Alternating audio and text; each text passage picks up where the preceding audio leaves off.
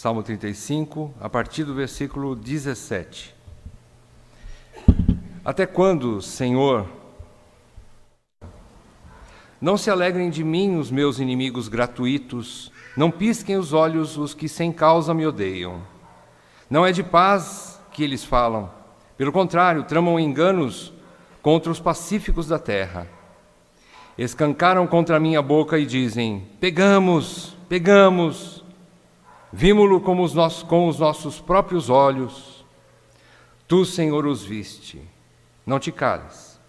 Senhor, não te ausentes de mim, acorde e desperta para me fazeres justiça, para a minha causa, Deus meu e Senhor meu. Julga-me, Senhor, Deus meu, segundo a tua justiça. Não permitas que se regozijem contra mim. Não digam eles lá no seu íntimo: agora sim, cumpriu-se o nosso desejo. Não digam: demos cabo dele. Envergonhem-se e juntamente sejam cobertos de vexame os que se alegram com o meu mal. Cubram-se de pejo e ignomínia os que se engrandecem contra mim. Cantem de júbilo e se alegrem os que têm prazer na minha retidão.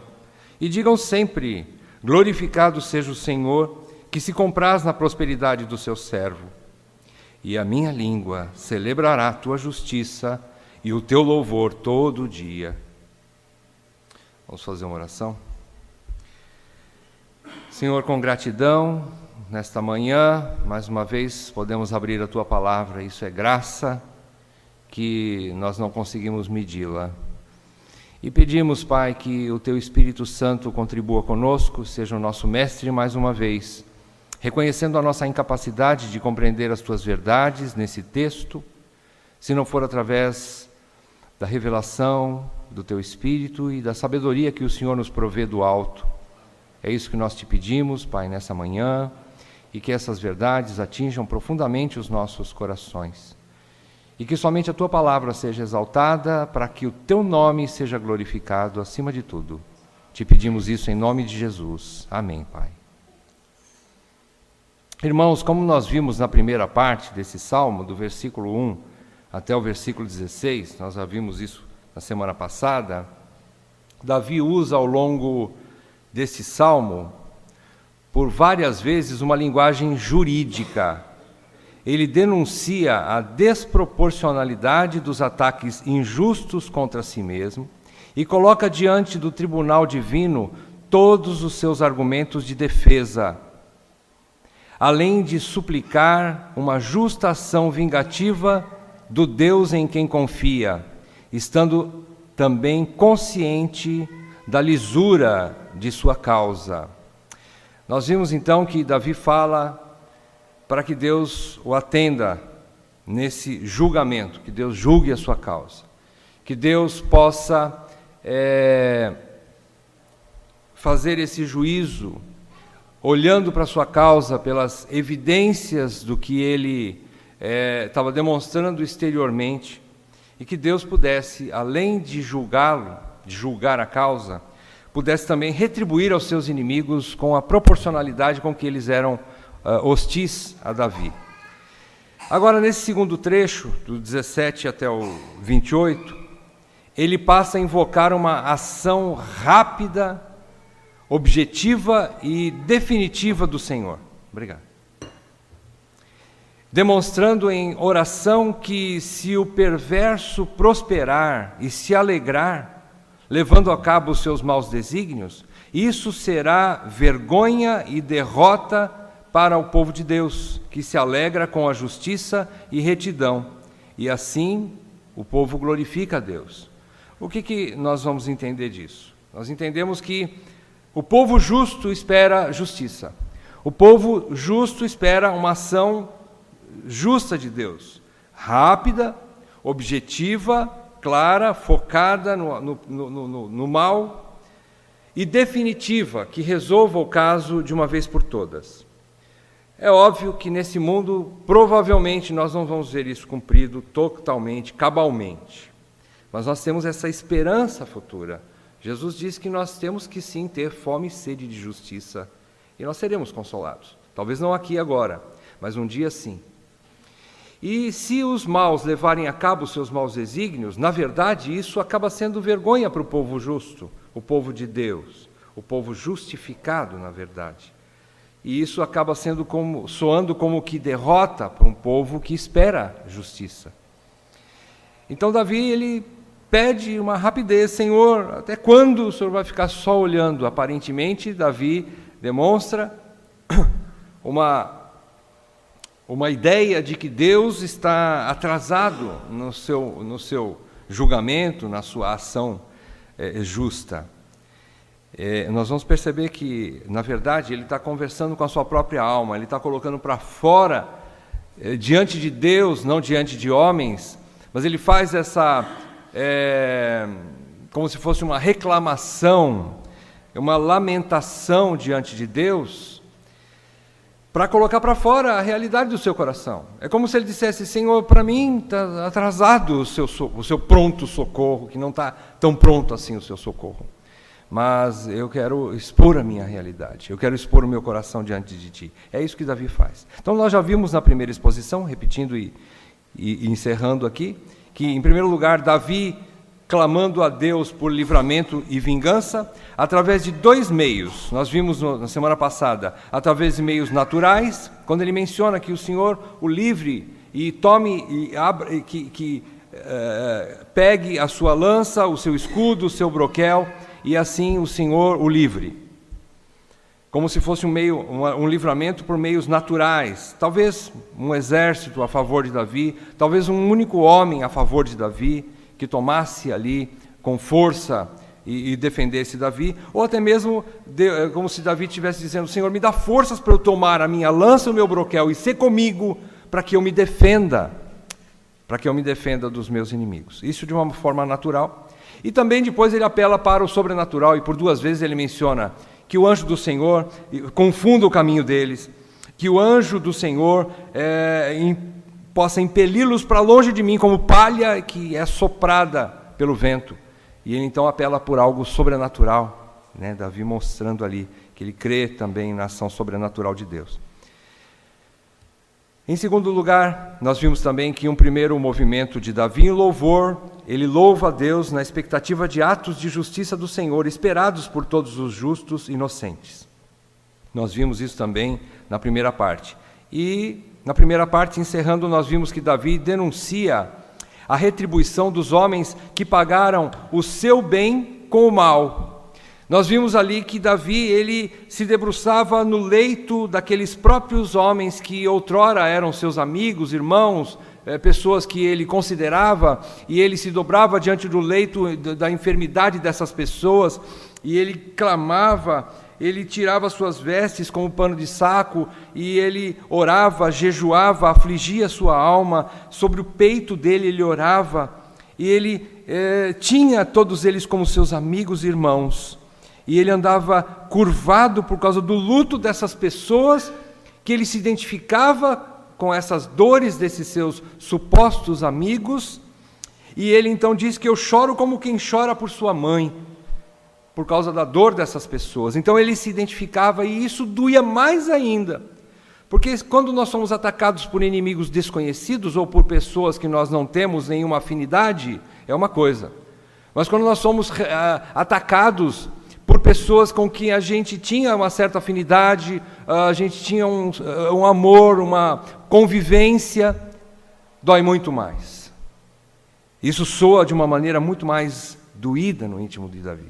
Então é isso que ele lança diante de Deus, todos esses argumentos diante do tribunal, para que Deus julgasse a sua causa, para que Deus ouvisse tudo o que aconteceu em detalhes. Então ele coloca tudo isso diante de Deus.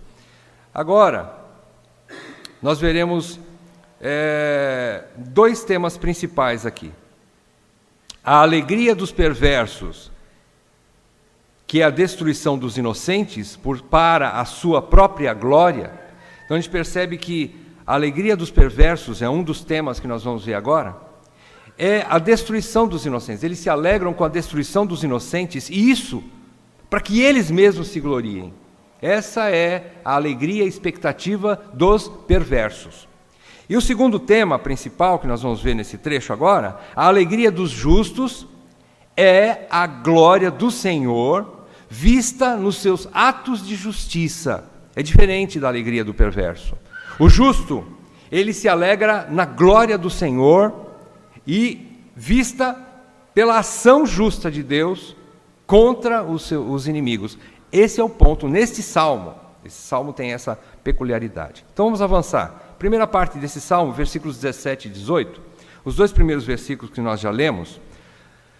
Quando Davi começa ali dizendo, até quando, Senhor? Ele faz essa questão, ele questiona a Deus, ele pergunta para o Senhor, até quando? Então Davi, como que questionando a Deus, ele faz um apelo urgente para um pronto socorro divino, que não só livrará a sua alma do mal, como acarretará louvores públicos do salmista. Ele diz que se o Senhor assim me atender, eu tenho esse motivo de dar glórias ao Senhor. Não é que ele está dizendo que ele não vai dar glórias se o Senhor não socorresse, mas quer dizer que se o Senhor der glórias, eu vou ter um motivo muito maior para te louvar diante da grande congregação, te dar graças diante da grande congregação, por causa de um motivo que aquece o meu coração para essa reação de adoração.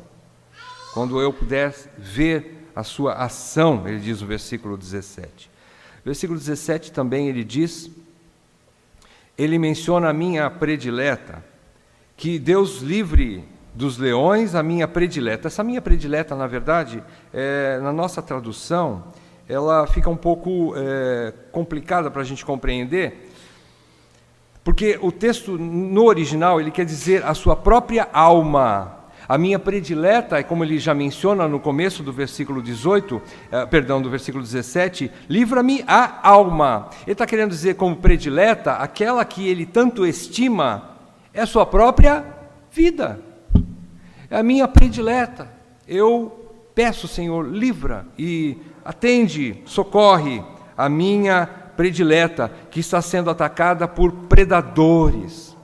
Ele menciona o nome de leões aqui, nessas pessoas que estão atacando aqui. Então, livra a minha vida dos predadores, que como leões estão em busca de presa. É isso que ele menciona. E multidão poderosa também é uma tradução aqui que a gente também precisa aprofundar um pouco mais, e que no original também quer dizer simplesmente grande multidão, como ele já menciona no versículo 18, no comecinho, quando ele diz agora multidão poderosa, obviamente, como o Calvino comenta esse trechinho, ele diz que não é que Davi está querendo se gabar de que o povo de Deus fosse um povo extremamente poderoso, porque não é. O próprio Senhor diz no início da caminhada com o povo de Deus, ele menciona que eu vos escolhi não porque vocês fossem poderosos, e nem porque fossem a nação mais poderosa que existe na terra, vocês não eram. Eu não escolhi vocês porque vocês eram ricos ou porque vocês eram muito fiéis, e não eram poderosos mesmo, mas eu vos escolhi simplesmente porque eu vos amei. Porque eu vos amei. Então, obviamente, Davi não está querendo dizer que essa multidão poderosa aqui é que a igreja... Calvino menciona como se Davi estivesse já olhando para a igreja, né? Então, ele menciona, ele não está querendo dizer que Davi estava dizendo do próprio povo de Deus como um povo extremamente poderoso. Não, o povo de Deus é um povo humilde, é um povo fraco em si mesmo e reconhece essa sua fraqueza.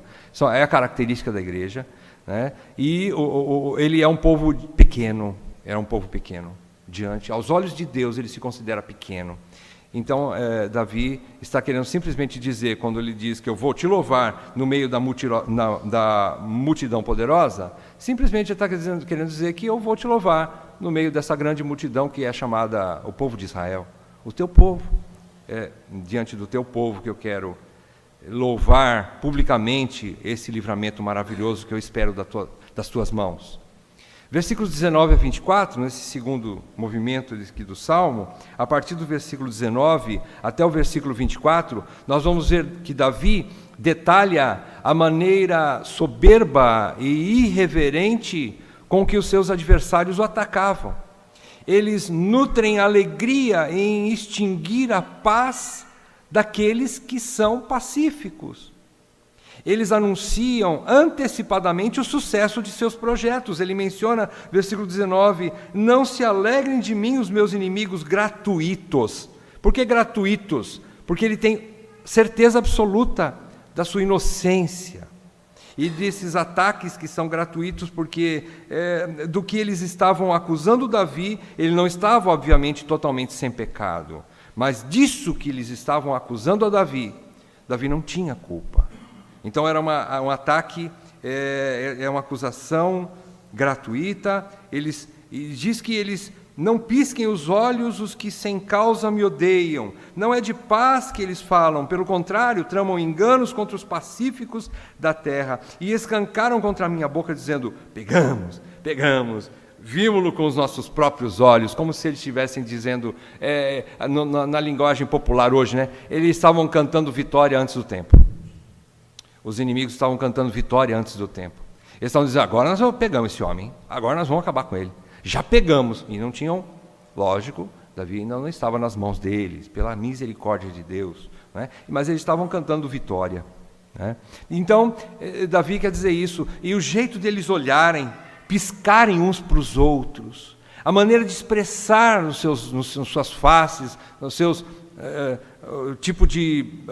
com as suas bocas, com os seus olhares, até mesmo sem palavras, Davi via nos olhos daquelas pessoas, no semblante daquelas pessoas, a atitude arrogante, a atitude soberba e maldosa nos olhos, como se fossem olhos em chamas, que Davi olhava para eles e podia ver o tamanho ódio que eles tinham de Davi.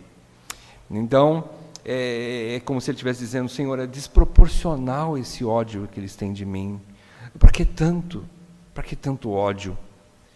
Irmãos, são situações bastante interessantes, bastante atuais. A gente entende isso, não é mesmo? A gente percebe isso. Então, é uma situação que Davi está mostrando aqui, essa maneira soberba e irreverente de eles se comportarem e a maneira com que eles atacavam. E no versículo 22, 23, então Davi olha para tudo isso, então ele tem mais um argumento e ganha força a sua súplica, e ele ainda mais apela ansiosamente, com toda a sua força, por uma ação vingativa e imediata de Deus. Ele diz então, tu, Senhor, os viste. O Senhor não está vendo, ó Deus? Não te cales. Senhor, não te ausentes de mim. Acorda. Desperta para me fazer justiça para a minha causa, Deus meu e Senhor meu. Então, ele está querendo dizer, Senhor, diante de tudo isso, eu não preciso falar mais nada, Senhor. Olha e vê. Se o Senhor prestar atenção a Deus, é como se Davi estivesse exortando a Deus, né? E ele diz assim, se o Senhor olhar bem, eu não preciso falar mais nada. O Senhor vai ver a tamanha arrogância desses homens, que sem causa me atacam. E ele então diz, no versículo 24, julga-me segundo a tua justiça. Davi vai muito mais além do que as evidências externas ou exteriores de todo esse ataque injusto que ele estava sofrendo. Davi, ele não está, no versículo 23, ele diz, desperta, acorda para fazer justiça para a minha causa, diante de todas as evidências que o Senhor está vendo, e que eu já mostrei para o Senhor. Mas no versículo 24 ele vai muito além disso, ele diz assim, sonda o meu coração, ele diz, julga-me. Vai lá no profundo, Senhor, e vê se eu estou mentindo quando eu estou dizendo que eu sou inocente, Senhor. Julga-me. Agora, não só julgar a minha causa, mas ele se põe pessoalmente, e ele tem uma convicção tão grande de sua inocência, que ele se coloca em pessoa diante do Supremo Tribunal Divino, óbvio, graças a Deus, é o STD, né? Supremo Tribunal Divino, declarando absoluta certeza de um veredito, de uma sentença favorável. Ele tem essa absoluta certeza diante do tribunal de Deus. Então, ele agora clama, Senhor, julga-me. Irmãos, de onde vem tudo isso? A pergunta nesse segundo trecho, e o que a gente aplica já, e isso é importante nós guardarmos no nosso coração, de onde vem essa segurança de Davi? De onde vem essa absoluta certeza e confiança de se entregar nas mãos daquele que não só pode tirar a sua própria vida, como Jesus diz, mas que os homens temam a Deus, que além de tirar a própria vida, pode lançar sua alma no inferno. E Davi se coloca nu diante do tribunal de Deus, expondo claramente a sua causa e a sua vida. De onde vem tudo isso? Quando Davi clama, em poucas palavras a gente pode imaginar, ou pode extrair, o que estava no coração desse homem, segundo o coração de Deus. Ele termina o versículo 23 e diz: Deus meu e Senhor meu. E ele diz no versículo 24, Senhor, Deus meu, novamente. O segredo de Davi, então, meus irmãos, é o conhecimento de Deus e a sua consagração a Deus, a sua dedicação a Deus. O envolvimento de Davi com Deus era tão grande que o conhecimento, então, que ele tinha desse Deus lhe dava segurança. Essa intimidade que Davi tinha com o seu Deus, é maravilhoso a gente ver essas palavras, né? Ele diz, é o meu Deus, é o meu Senhor. Ele traz para si, ele sabe que ele tem um Senhor que é dono dele, mas esse servo que tem um dono, esse servo também tem uma propriedade, que é Deus, é o seu Senhor, é o Senhor dele. Ele se apropria do senhorio, dos cuidados desse Deus, ele se apropria desse Deus como seu Deus. Então essa intimidade que Davi tinha com o seu Deus lhe garantiam segurança e esperança de alma para apresentar-se integralmente diante do trono e esperar justiça perfeita pelo conhecimento que nutria do Senhor. Irmãos, isso aqui é o grande ensinamento da vida de Davi, irmãos. É o grande ensinamento desse salmo, melhor, né? Dessa passagem da vida de Davi. Então, essa intimidade, esse conhecimento, esse relacionamento que Davi tinha com Deus, é o que trazia essa esperança. Ele sabia que um dia ele veria o bem do Senhor. Ele chega até a dizer, nessa terra. Ele tinha essa ousadia de esperar a justiça de Deus, ainda aqui e agora. Ele tinha essa expectativa. Isso tudo por causa de um conhecimento de Deus. Quando nós dizemos conhecimento de Deus, é mais do que obter informações a respeito de Deus. É mais do que um conhecimento teórico a respeito de Deus. A teologia, ela instrui, mas ela não traz intimidade somente à teologia. Por isso que a teologia deve produzir uma ética piedosa, que é realmente um relacionamento entre o homem e Deus, adequado, com o conhecimento de causa, sabendo quem Deus é, para se relacionar da maneira adequada com Deus. Então, o conhecimento de Deus é muito mais do que essas informações a respeito de Deus. Mas conhecimento de Deus é relacionar-se intimamente com Deus, que aplaca a ansiedade do coração humano, concedendo-lhe sabedoria em suas reações. Irmãos, nós somos muitas vezes ansiosos demais, preocupados demais, por falta de um relacionamento, de uma consagração a Deus, de um conhecimento de Deus, e óbvio, começa por uma instrução bíblica, lógico, nós temos que mergulhar para dentro da palavra de Deus, nós temos que ter uma vida de oração, de relacionamento com Deus através da oração também, mas nós temos que assumir tudo isso, trazer para nós na prática, e falar com a nossa própria alma, eu conheço esse Deus, alma, você está ansiosa demais, calma, alma, fica quieta, calma, que eu conheço esse Deus a quem eu sirvo, eu sei em quem eu tenho crido, Então eu quero descansar nas mãos desse Deus, ó alma. Apesar de você estar aqui dentro de mim inflamando, para que eu reaja ou faça alguma coisa, até alguma loucura, mas eu não vou entrar na sua, ó alma, porque eu conheço esse Deus a quem eu sirvo. É a maneira de conversar com a própria alma, né? Então vamos lá, versículos 25 e 26, agora nessa terceira parte, dessa segunda parte que nós estamos estudando, versículo 25 e 26, Davi, ele implora ao Senhor que não permita que os perversos alegrem-se em ver o seu desejo maligno cumprido, quando Davi fracassasse. Ele diz, Senhor, não digam eles lá no seu íntimo, eles têm um íntimo, os inimigos, né? Têm um desejo íntimo. Agora sim, cumpriu-se o nosso desejo. Não digam, demos cabo dele, demos cabo de Davi. Agora sim, está do jeito que eu queria, né?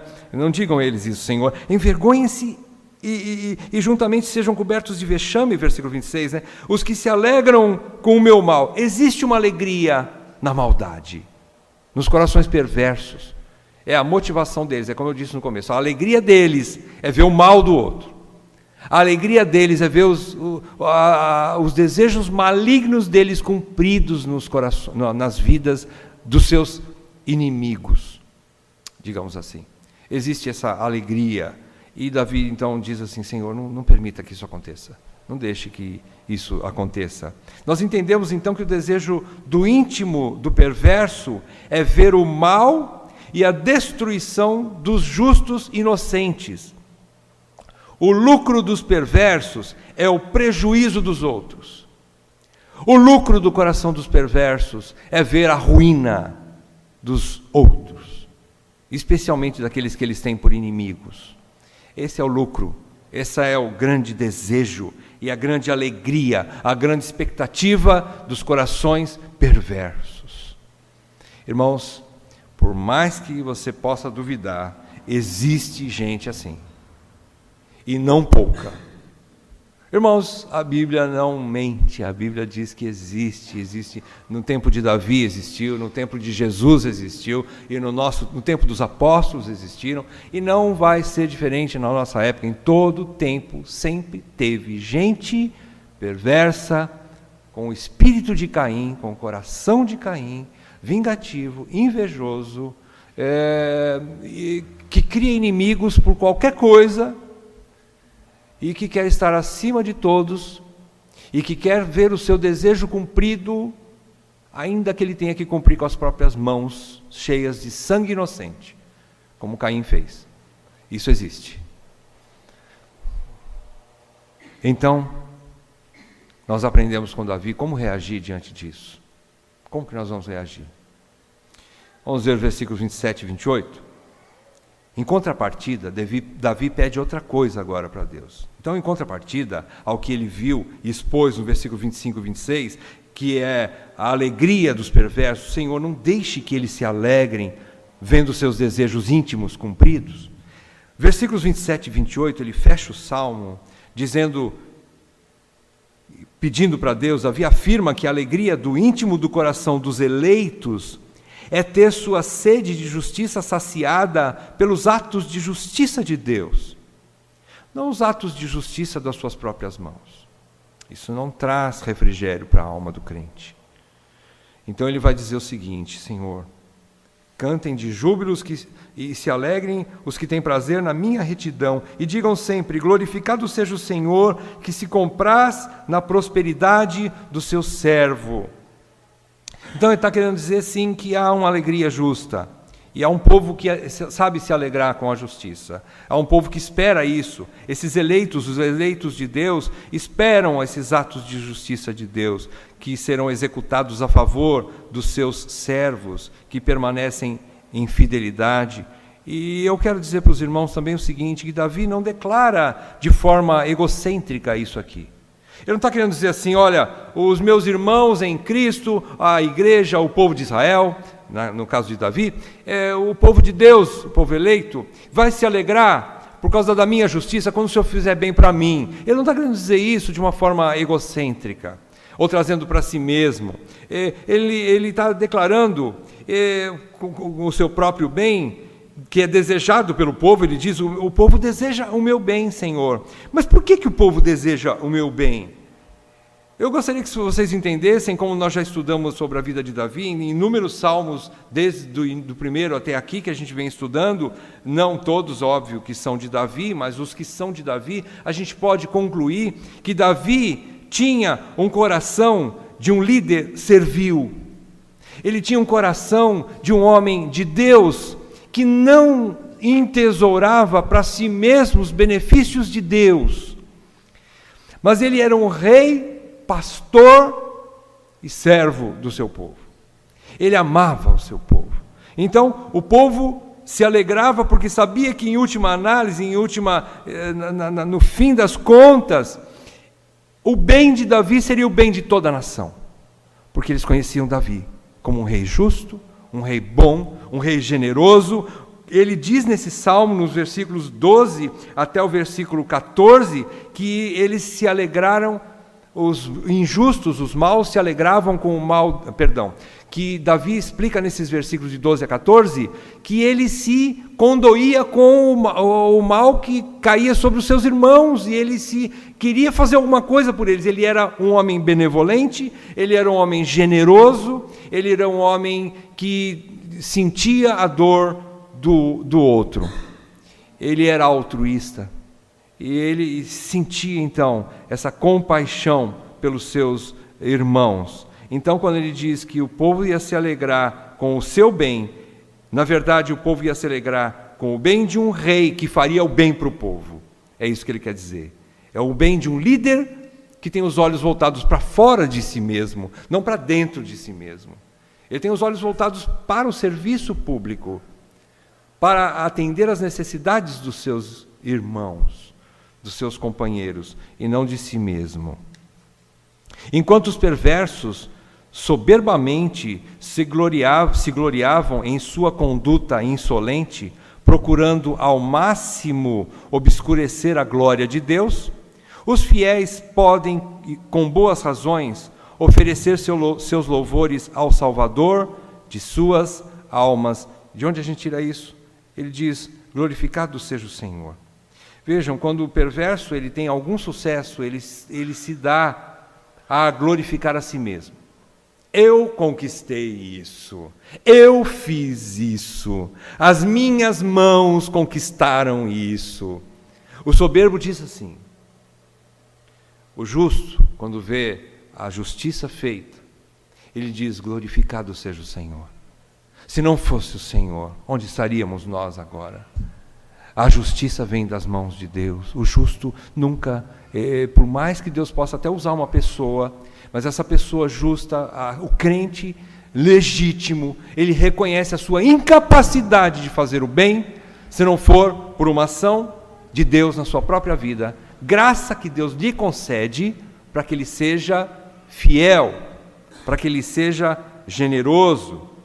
Então ele louva, ele consagra a Deus a vitória, a conquista. Ele coloca Deus como o único alvo de adoração e de ações de graças. Deus, o justo diz, glorificado seja o Senhor. E ele mesmo fecha o versículo 28, pessoalmente, dizendo dele mesmo, Davi, a minha língua celebrará a tua justiça e o teu louvor todo dia. Então, ao final, portanto, ele atribui a exaltação e ações de graças de todo o Israel de Deus, como dele também em particular, ao Senhor. Ele diz, então, digam, seja o Senhor glorificado. Minha alma celebrará o teu louvor. E então ele fecha, colocando nas mãos de Deus toda a honra e toda a glória por esses atos de justiça esperados, por essa vitória contra a maldade, contra a injustiça, contra os atos perversos. Ele coloca tudo nas mãos de Deus, ele consagra a Deus e ele então glorifica a Deus. O que nós podemos extrair desse salmo? Vamos abrir acompanhando, nós vamos fazer algumas aplicações, exatamente o que a gente pode tirar da vida de Davi. Davi, um pecador consagrado a Deus. Davi, um homem cheio de problemas, cheios de pecados, Um homem que reconhecidamente nós entendemos que tinha suas limitações, muitas. Mas ele foi chamado homem segundo o coração de Deus. E especialmente nessa situação aqui, nesse salmo, a gente vai trazer algumas coisas à luz dessa passagem no capítulo 24 de 1 Samuel. Eu gostaria que os irmãos abrissem 1 Samuel e vamos agora fazer então essas aplicações, extrair da própria vida de Davi, algo que nós vimos nesse Salmo 35, paralelamente com esse texto de 1 Samuel, capítulo 24, que a gente pode ver e extrair para nós. Em primeiro lugar, a gente pode ver, vocês abriram 1 Samuel, capítulo 24, acharam? Nós podemos ver que, em primeiro lugar, Davi tinha uma consciência sensível à voz do Espírito Santo. O que eu quero dizer com isso? Quero dizer que o falar de Deus em seu coração era maior do que o falar dos homens no seu coração. Davi tinha capacidade de ouvir Deus, mas também de ouvir as pessoas, até pessoas que estavam do seu lado, no mesmo time, mas ele sabia discernir a voz entre uma voz e a outra voz. Nesse mesmo capítulo 24 de 1 Samuel, vejam nos versículos 3 a 6. Diz o texto assim: chegou a uns currais, Saul, chegou a uns currais de ovelhas no caminho, onde havia uma caverna. Entrou nela Saul a aliviar o ventre. Ora, Davi e seus homens estavam assentados no mais interior da caverna. Então os homens de Davi lhe disseram: hoje é o dia do qual o Senhor te disse: eis que te entrego nas mãos o teu inimigo, e far-lhe-ás o que bem te parecer. Levantou-se Davi e furtivamente cortou a orla do manto de Saul. Sucedeu, porém, que depois sentiu Davi bater-lhe o coração por ter cortado a orla do manto de Saul, e disse aos seus homens: o Senhor me guarde, de que eu faça tal coisa ao meu Senhor, isto é, que eu estenda a mão contra ele, pois é o ungido do Senhor. Irmãos, Davi tinha essa capacidade de escutar Deus. No maior silêncio daquela caverna, Charles Swindoll, quando escreve um livro sobre a vida de Davi, ele diz que talvez aquele silêncio foi quebrado com as vozes dos seus aliados de Davi, ali homens de guerra. Irmãos, imaginem, eram os piores homens que agregaram-se a Davi para formar o seu primeiro exército. O primeiro exército de Davi eram compostos dos piores homens da sociedade naquela época. E eram homens violentos, eram homens bêbados, eram homens que não tinham nada a perder, eram homens que estavam, quem sabe, cheios de amargura contra a sociedade, contra as suas famílias, eram rejeitados por todos, e esses se agregaram a Davi, e esse foi o primeiro pelotão do exército de Davi. E Davi estava no meio deles, e esses homens chegaram a Davi, talvez colocando a faca no pescoço de Davi: Davi, se você não for, eu vou. Davi, se você não matar esse homem agora, eu vou fazer isso, Davi. Irmãos, não foi uma conversa amistosa, não, tipo assim: Davi, o que você acha, meu amigo? Olha aí, Saul está fazendo suas necessidades fisiológicas ali no cantinho. Está fácil, Davi, ele está distraído, só cortar o pescoço, fácil. Não foi assim os termos, não foram esses os termos que esses amigos de Davi, ou o seu exército, falou com ele.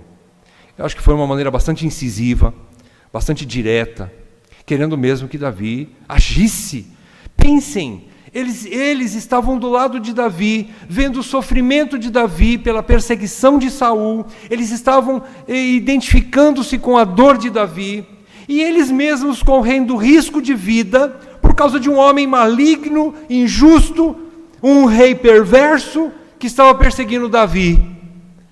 E eles, então, não foi de qualquer maneira que eles conversaram com Davi, não. Eles foram bastante enfáticos, eu acredito. É verdade, eu acho que Swindoll tem razão. Eles disseram com bastante ênfase: Davi, olha, é agora ou nunca. Eu vou te empurrar para lá se você não for, Davi. eu vou te jogar em cima desse cara. Ou se você não for, nós vamos. Eu imagino que seja mais ou menos esse o naipe da conversa que eles tiveram, irmãos. Eu acredito que era mais ou menos nesse nível. Mas ele soube ouvir a voz de Deus acima das vozes desses seus companheiros. Não eram inimigos, eram seus aliados. Era o seu exército. É o que ele tinha por hoje. Era o exército dele, que estava do lado dele. Era o time dele. Mesmo assim, ele soube discernir entre a voz de Deus e a voz dos seus companheiros. Então isso é importante para nós, irmãos, ter uma consciência sensível à voz do Espírito de Deus. Primeiro ponto. Segundo ponto, Davi agia como pacificador dos seus aliados. Imagine agora, além de ele pacificar sua própria alma para não reagir de maneira inadequada, ele então agora tem a tarefa de calar o coração dos homens. Diz o versículo 7. Com estas palavras, Davi conteve os seus homens e não lhes permitiu que se levantassem contra Saul, porque talvez eles quisessem se levantar, porque viram que Davi não ia fazer nada. Então, qual é a reação dos seus companheiros? Então deixa que eu faço. O que é que Davi fez? Conseguiu conter o coração, conteve os seus homens, não permitiu que eles se levantassem. E o que aconteceu? Retirando-se Saul da caverna, prosseguiu o seu caminho. Então ele conseguiu liderar com sabedoria, com graça. Primeiramente, por quê? Porque ele tinha testemunho, porque ele foi o primeiro a não reagir. Com isso, ele teve capacidade, Deus o honrou por causa da sua obediência. Como modelo para os seus soldados, para os seus comandados, ele conseguiu aplacar a ira dos seus liderados. Ninguém consegue aplacar a ira dos seus liderados se ele não for o primeiro que for aplacado por Deus. Segundo ponto aqui, então ele agia como pacificador dos seus aliados. Terceiro ponto que nós podemos extrair: Davi não se vingava, mas entregava-se àquele que julga retamente. Eu peguei esse texto emprestado, vocês sabem, de 1 Pedro, capítulo 2, versículo 23, que Pedro diz que Cristo entregava-se àquele que julgava retamente. Ele foi envergonhado, ele foi ultrajado, ele não revidou com ultraje, ele não revidou com violência, mas Jesus entregou-se como ovelha muda aos seus tosqueadores para ser morto. Ele não reagiu. Pedro diz isso, capítulo 2 de 1 Pedro, e especialmente versículo 23, diz que Jesus fez alguma coisa assim. Ele agiu, ele foi ativo, ele não foi totalmente passivo, mas ele entregou-se àquele, ou seja, a Deus, que julga retamente. E aqui nós vemos esse texto de 1 Samuel, capítulo 24, leiam versículo 11 e 12 comigo. Olha, pois, meu pai... Davi está falando com Saul, vê aqui a orla do teu manto na minha mão. No fato de haver eu cortado a orla do teu manto sem te matar, reconhece e vê, Saul, reconhece que não há em mim nem mal, nem rebeldia, e não pequei contra ti, ainda que andas à caça da minha vida para me atirares. Julgue o Senhor entre mim e ti, e vingue-me o Senhor a teu respeito. Porém, a minha mão não será contra ti. Pula para o versículo 15. Seja o Senhor o meu juiz, e julgue entre mim e ti. E veja, e pleiteie a minha causa, e me faça justiça, e me livre da tua mão. Então nós entendemos que Davi não se vingava. Mas ele sabia, e não se vingar é uma coisa, agora, não se vingar e se entregar nas mãos do Senhor é o que alivia a nossa alma, é o que aplaca nosso desejo, nosso ímpeto de vingança. É colocar nas mãos de Deus. Se simplesmente a gente não reagir, a gente pode estar acumulando ira, vingança, uma amargura, raiz de amargura no nosso coração. E a gente vai acumulando, e vai acumulando, e vai acumulando. Isso não quer dizer que é bom, isso não é bom. Mas quando você diz assim, ó alma, eu não vou reagir, mas eu vou pedir para outra pessoa fazer isso por mim. Eu sei quem pode fazer de maneira justa. É Deus. Então, vai ao Senhor, coloca nas mãos do Senhor, entregue-se àquele que julga retamente. É isso que nós precisamos aprender, meus irmãos. Não é só estar querendo enganar a si mesmo, ou a própria alma, e dizer assim, eu amo aquela pessoa que tanto me ofende. Eu não quero o mal daquela pessoa. É verdade, a gente não é chamado na Bíblia para desejar o mal do outro. Mas a gente pode desejar sim vingança. A Bíblia nos dá o direito de pedir para o Senhor, Senhor, faça justiça.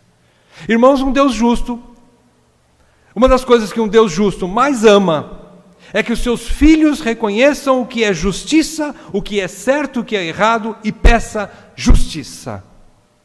Vocês imaginaram se ficasse só nessa coisinha aí, o amor tem que vencer todas essas coisas? É verdade, o amor tem que vencer, tá bom, mas também existe uma palavrinha chamada justiça no reino de Deus, e essa palavra justiça do reino de Deus também tem que ser aplicada na nossa vida. A gente precisa entender que aquele que está no erro precisa ser corrigido, aquele que está em pecado precisa ser disciplinado, aquele que está fora dos princípios precisa ser corrigido, exortado.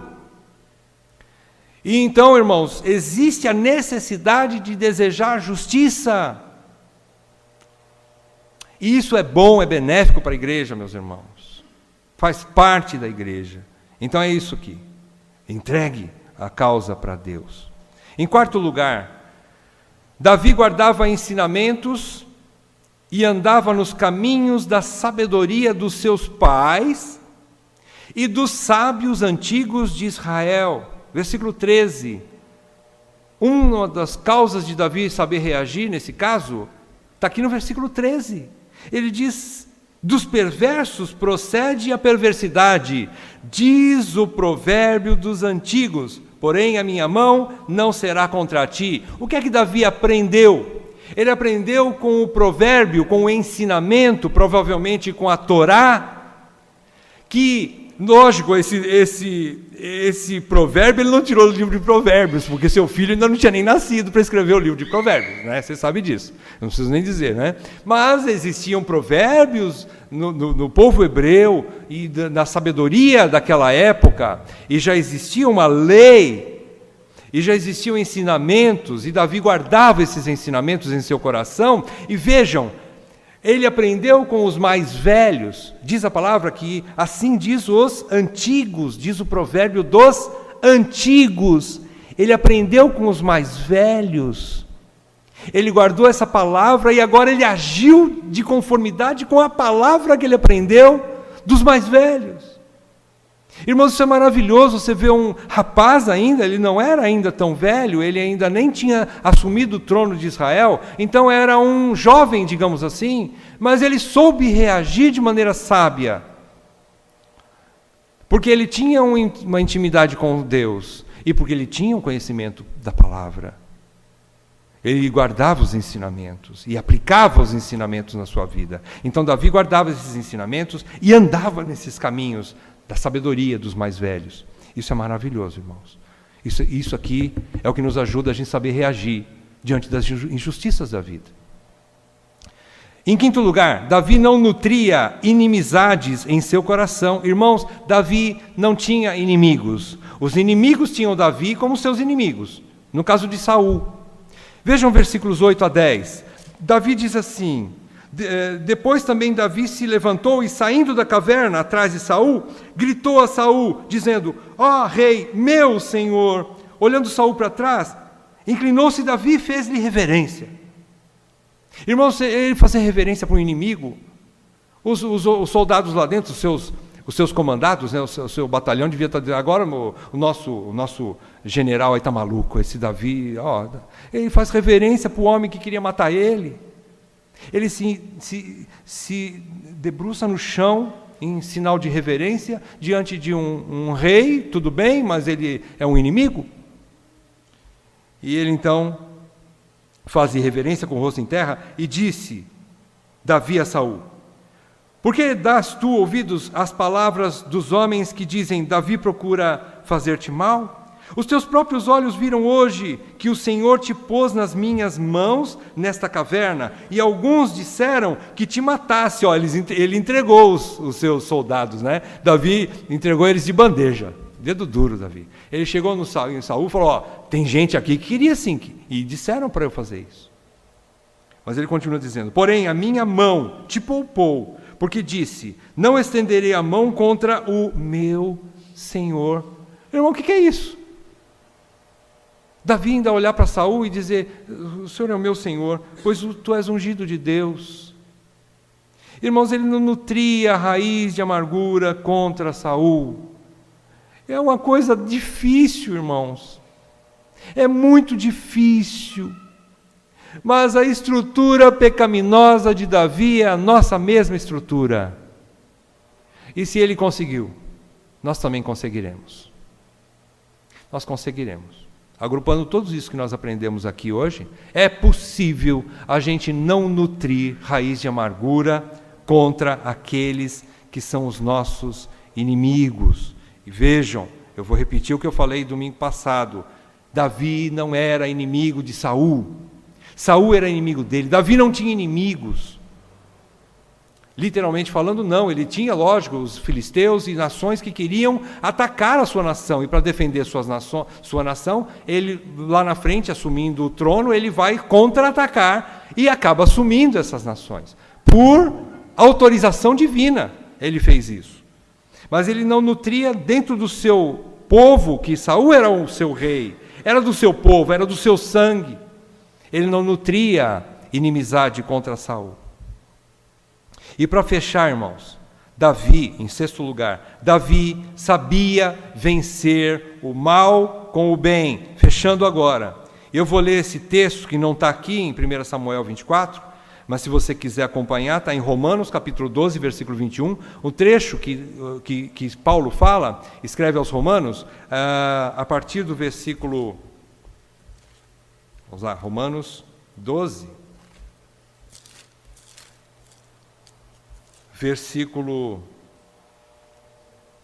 9, ele começa a falar do amor e das virtudes recomendadas, né? O amor, e ele começa a falar, e ele fecha no versículo 21 e diz assim, Paulo diz assim aos romanos, aos seus irmãos, não te deixes vencer do mal, mas vence o mal com o bem. São palavras semelhantes que Deus disse a Caim no momento que ele estava irado, estava amargurado contra Abel, porque Abel e sua oferta foram aceitas diante de Deus, Caim e sua oferta não foram aceitos diante de Deus, então alguma coisa fez com que o seu semblante descaísse. Deus vendo isso, Deus vai negociar com ele. Amorosamente Deus chega em Caim e diz assim, por que descaiu o teu semblante? Você agindo bem também não serás aceito? Porém o pecado jaz à porta, mas a ti cumpre dominá-lo. Deus está falando assim, Caim, você pode sim dominar essa raiz de amargura que tem em você. Você não pode transferir para outro e dizer assim, eu matei Abel porque ele merecia, ele é mau. E essa raiz de amargura, essa tentação foi tão grande que eu não tive como resistir a ela. Não. Por isso Caim é, sim, culpado do sangue do seu irmão. Até hoje, o sangue de Abel grita, escorrendo dentre os dedos de Caim, diante de Deus. E quando nós reagimos mal e nos vingamos, o sangue dessas pessoas, ainda que sejam como Saul, ainda que sejam injustas, e quando nós nos vingamos a nós mesmos, o sangue dessas pessoas vão escorrer dentre os nossos dedos, diante da nossa adoração diante de Deus, e Deus vai olhar para as nossas mãos cheias de sangue e vai dizer assim, eu não aceito a tua oferta e nem você. Eu não aceito você e tua oferta. Irmãos, isso é muito sério. Eu gostaria que os irmãos pudessem guardar para ler em casa o resumo de tudo isso que nós falamos nessa manhã, o texto de Provérbios, capítulo 20, versículo 22. Anote esse provérbio, quem sabe coloque no espelho, né? A gente que é vaidoso gosta de estar mais em frente do espelho do que em frente a qualquer outra coisa, e gosta muito de espelho, ou dentro do carro, nós que somos também idólatras de carros, né, que gostam muito de carro, coloca lá um papelzinho com o Provérbio, capítulo 20, versículo 22, escreve assim, o texto diz assim: não digas, vingar-me-ei do mal, espera pelo Senhor, e Ele te livrará. Curto versículo que resume toda essa história aqui. Vamos fazer uma oração? Senhor, nós te louvamos, Pai, pelas instruções que recebemos da Tua Palavra, que nos ajudam a reagir com sabedoria diante das injustiças que podemos estar passando, cada qual na sua realidade de vida. Senhor, muitos de nós também não sabemos ainda discernir se somos Davi ou se somos Saul. Muitos de nós ainda estamos confusos, Senhor, diante de toda essa situação, mas pedimos que o Teu Espírito traga clareza diante de nós, usando a luz da Tua Palavra, para que nós possamos entender a real situação. Se nós temos inimigos que nós mesmos criamos em nossos corações, que nós possamos perdoá-los, que nós possamos nos livrar deles, Senhor, como inimigos, não livrando, vingando, mas perdoando, que é a porta do maior livramento que nós temos. Não é a vingança, mas é o perdão. Ajuda-nos a perdoar aqueles a quem nós criamos como inimigos.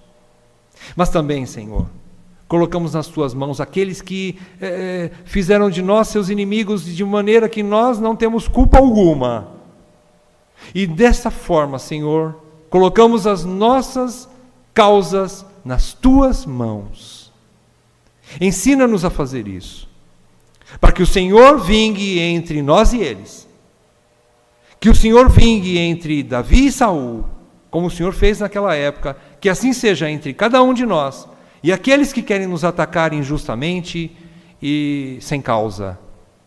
Por favor, Senhor, ajude-nos a descansar em Ti e esperar de Ti o Teu livramento. Nós Te pedimos isso, com esperança, com gratidão, com certeza na Tua justa intervenção. Nós oramos em nome de Jesus Cristo. Amém, Pai. Amém.